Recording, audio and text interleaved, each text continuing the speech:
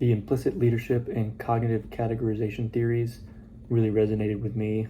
It's kind of neat to see it broken down how a past experience and a memory is filed similar to a file cabinet, and when we encounter a new situation, we're able to reflect back and pull from that filing cabinet or that memory bank, and we're able to make choices and decisions for new situations based on what we've learned in the past. And then, of course, how that kind of segued into the industrial paradigm where we learned about the machine metaphor and how workers are seen as more as components or parts of a machine rather than actual people with ideas, and we're creative. In this scenario, the workers are seen as kind of like sheep, to where they don't have the understanding to or the ability to ask questions or to figure things out or to be creative. Upper management's only concerned about efficiency. And it was really neat seeing the theory X attitude compared to the theory Y attitude. Case in point, how the theory X attitude is what you would see in the Industrial Revolution type setting, where the thought is people are typically lazy, they have to be controlled, they have to be motivated, not very smart, that they need encouragement to do good work. Kind of implies that they have an external locus of control, that if not coerced and directed, guided even in the right direction, that they will not be productive, that they don't have ambitions. And on the other hand, theory Y explains how people like to work. People have self-control. They don't need to be watched constantly. They are intrinsically motivated, and they want to do a good job. They're competent. They're smart, and that's the approach that I prefer to take. And I also work at a company that seeks to empower their employees, and so that's something that I really value. And to add to the theory X and the theory Y attitude, you've got the control paradigm and the commitment paradigm, which theory X runs true with control paradigm, and theory Y seems pretty similar to the commitment paradigm, whereas in the control paradigm, they're focused on compliance, they're focused on micromanaging.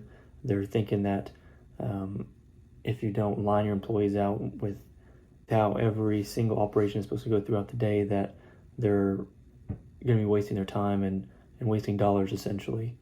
It does not encourage creativity.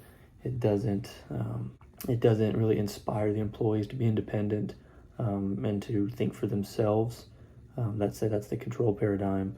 And the commitment paradigm, which reminds me of theory Y, believes that you should teach and shepherd your employees and your coworkers or your subordinates, and you should empower them, teach them how to make decisions, and sort of engineers a more employee-oriented environment where the employees feel like they have an ownership.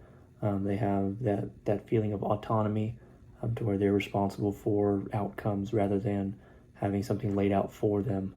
And I found the Starbucks video to be very insightful when it was explaining how you had a very high-ranking official of the company explain to board members how it's not the accounting, it's not the procurement, it's the human resource management that will really make or break a company, and that the number one priority should be finding, training, inspiring the future leaders of the company, and that is number one priority, and essentially will lead to the greatest profits in the future and revenues and longevity of the company, is if you can find good employees, if you can build an environment that attracts those with high motivation, intrinsic motivation, those who want to be contributors, who want to be autonomous and make a difference, that creating that sort of environment will bring the greatest revenues in the future.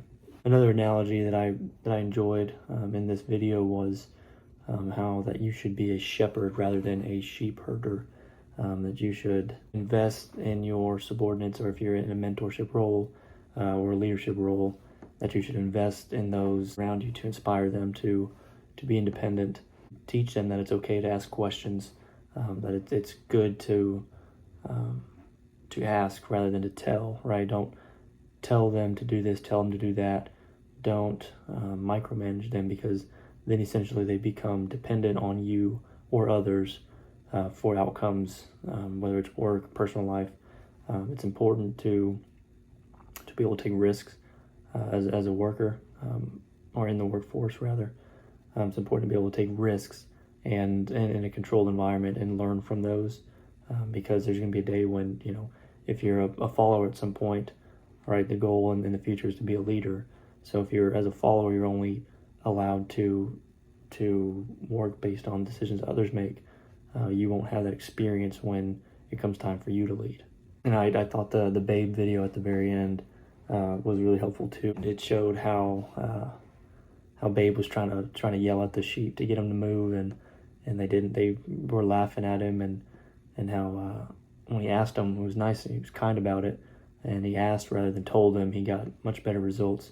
And I think that's true too for people, especially in the workforce, that when you don't bark orders at them, whether they're higher or lower than you, when you show them that you're a good person, you've got good intentions, that they're a lot more willing to work with you rather than just trying to force them to do something.